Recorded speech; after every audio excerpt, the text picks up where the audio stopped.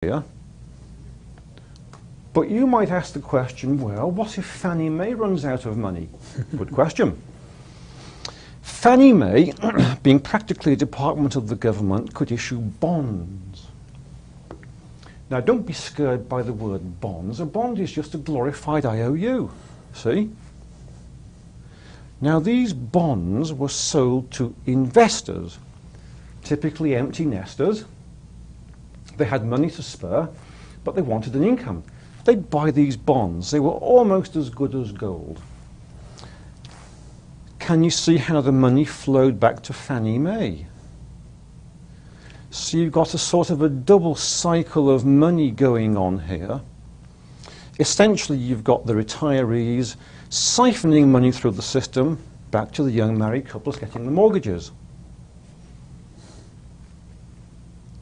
Were these bonds toxic assets? No. They were excellent assets. Were they derivatives? No. They did not derive their value from the mortgages in the vault. They derived their value from essentially being almost a part of the government. It was believed there was full faith and credit in this system. Everybody believed that there was integrity in the system, that there were grown-ups in charge of it, and everyone knew what they were doing. And that's a pretty simple model. I'm now going to fast forward from the 60s to the 90s. Now, things start to get a bit more complicated, but bear with me, I'll walk you through it. In place of Fannie Mae, we now have Wall Street. Now, Wall Street is buying mortgages from banks, once again, not house mortgages, commercial mortgages, shopping centres, office buildings, things like that. There's a thing called securitization upon which modern finance depends, and I'll take a few minutes to explain it. This is the greatest thing in finance. It's like the internal combustion engine has revolutionized transport. This has revolutionized finance. Wall Street, to stop running out of money, did essentially a sort of a Fannie Mae trick. It floated bonds, but they were called derivatives. Now we're getting close. These derivatives are called derivatives because they don't derive their value from the government, from Uncle Sam. They derive it from the mortgages in the vault. Think of a wire connecting the derivatives to the mortgages in the vault. If you wanted, you could get a list of ye mortgages. These derivatives went by all sorts of fancy names. Mortgage-backed securities. Well, logical. These are securities backed by mortgages. Not too tough. Asset-backed securities. These mortgages needn't be actual house mortgages. They could be anything. Corporate debt could be stuffed into these things. And lastly, the infamous collateralized debt obligations.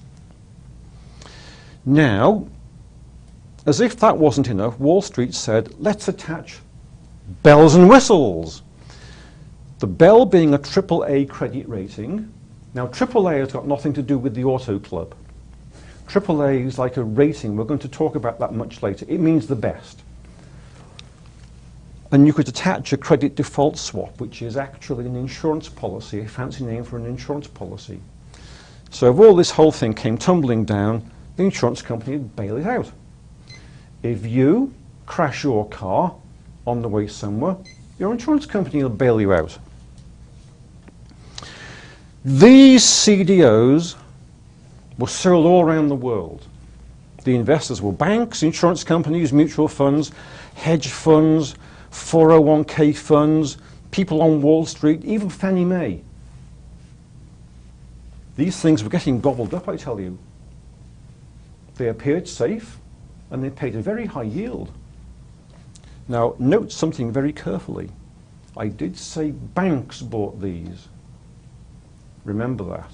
Banks bought these derivatives. Now, let's fast forward to the year 2000. This is where the fun begins. Again, you've got Wall Street issuing CDOs.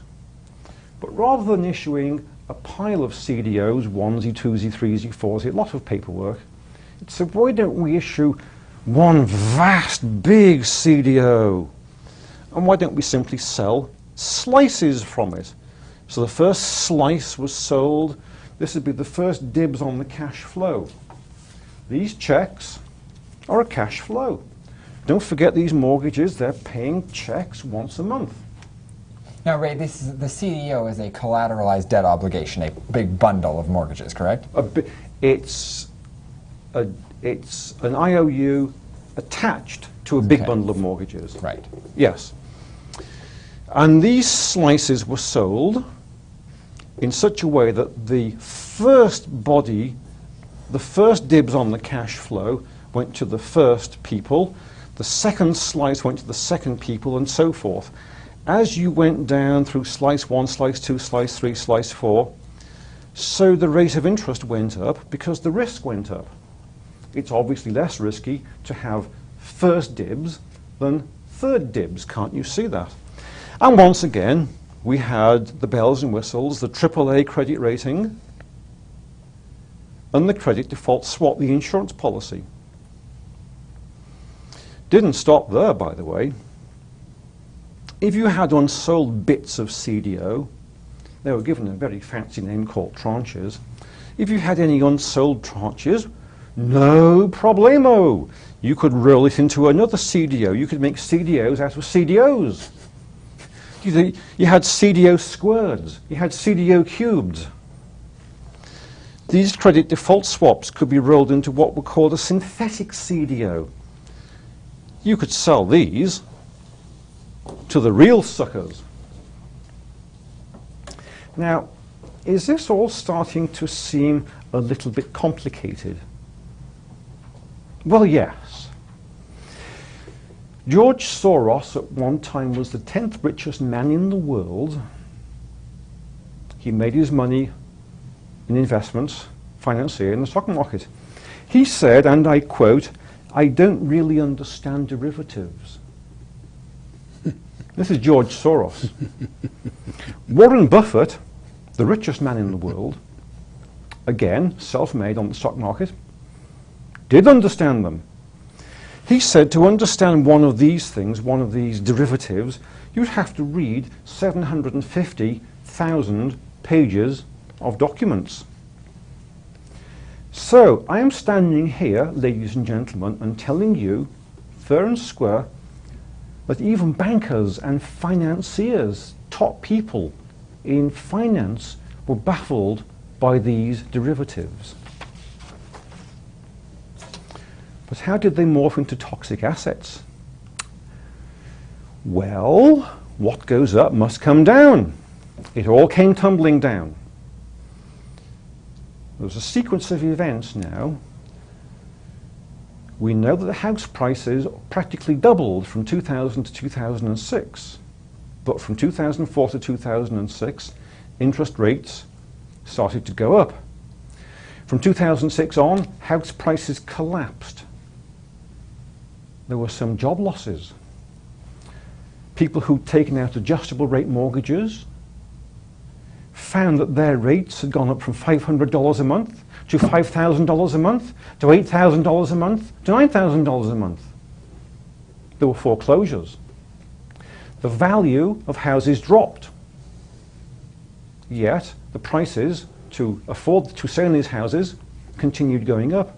It was cheaper to walk away. You could rent an apartment for $2,000 a month.